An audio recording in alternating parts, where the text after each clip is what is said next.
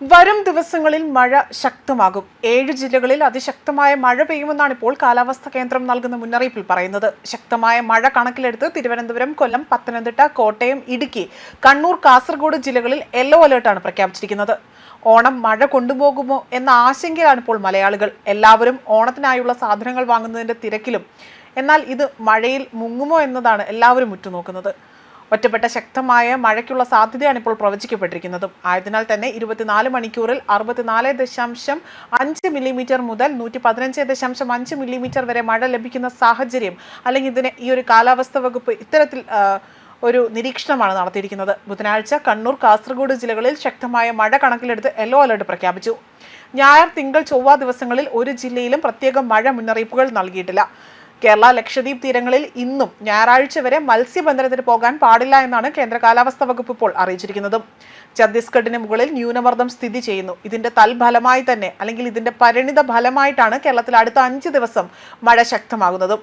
ഒറ്റപ്പെട്ട ഇടങ്ങളിൽ മഴ ലഭിക്കുമെന്നാണ് വിവരം. കർണാടക തീരത്ത് നാളെ വരെ മത്സ്യബന്ധനത്തിന് പോകാൻ പാടില്ല എന്ന മുന്നറിയിപ്പും നൽകിയിട്ടുണ്ട്. 2-ാം തീയതി വരെ തെക്കൻ ഗുജറാത്ത് തീരം, വടക്കൻ ഗുജറാത്ത് തീരം, അതുപോലെ കൊങ്കൺ, ഗോവ, മധ്യ കിഴക്കൻ അറബിക്കടൽ, തെക്കുകിഴക്കൻ അറബിക്കടൽ എന്നിവിടങ്ങളിൽ 40 മുതൽ 50 കിലോമീറ്റർ വരെയും ചില അവസരങ്ങളിൽ 60 കിലോമീറ്റർ വരെയും വേഗതയിൽ ശക്തമായ കാറ്റിനും സാധ്യതയുണ്ട്.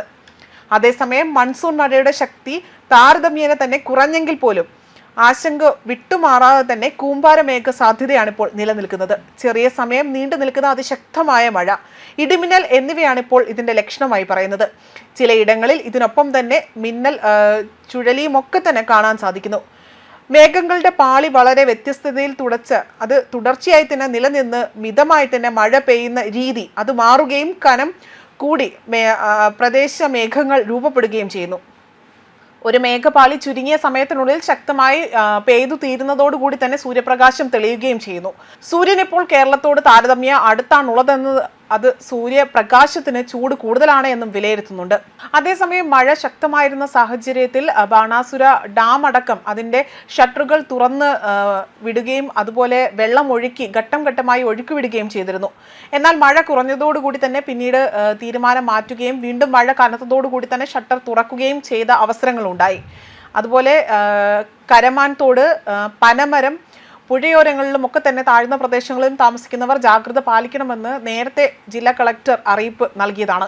മാത്രമല്ല, അപകടകരമായ രീതിയിൽ ജലനിരപ്പ് ഉയരുന്നതിനാൽ താഴെ പ്രദേശങ്ങളിലുള്ള അല്ലെങ്കിൽ നദിക്കരികിൽ താമസിക്കുന്നവരെല്ലാം തന്നെ കനത്ത ജാഗ്രത പുലർത്തണമെന്നും വ്യക്തമാക്കി. അതേസമയം അതിശക്തമായി മഴ പെയ്യുന്ന സാഹചര്യത്തിൽ ഉരുൾപൊട്ടൽ, മണ്ണിടിച്ചിൽ, മലവെള്ളപ്പാച്ചിൽ ഇതിന് സാധ്യതയുള്ള പ്രദേശങ്ങളിൽ താമസിക്കുന്നവർ അധികൃതരുടെ നിർദ്ദേശാനുസരണം തന്നെ സുരക്ഷിതമായ സ്ഥലങ്ങളിലേക്ക് മാറി താമസിക്കണമെന്നും വ്യക്തമാക്കിയിട്ടുണ്ട്. നദിക്കരകൾ, അണക്കെട്ടുകളുടെ കീഴ്പ്രദേശങ്ങൾ എന്നിവിടങ്ങളിലെല്ലാം താമസിക്കുന്നവരും അപകട സാധ്യത മുൻകൂട്ടി കണ്ടുകൊണ്ട് തന്നെ അധികൃതരുടെ നിർദ്ദേശാനുസരണം മാറി താമസിക്കണമെന്നും വ്യക്തമാക്കിയിട്ടുണ്ട്. ന്യൂസ് ഡെസ്ക് കർമ്മ ന്യൂസ്.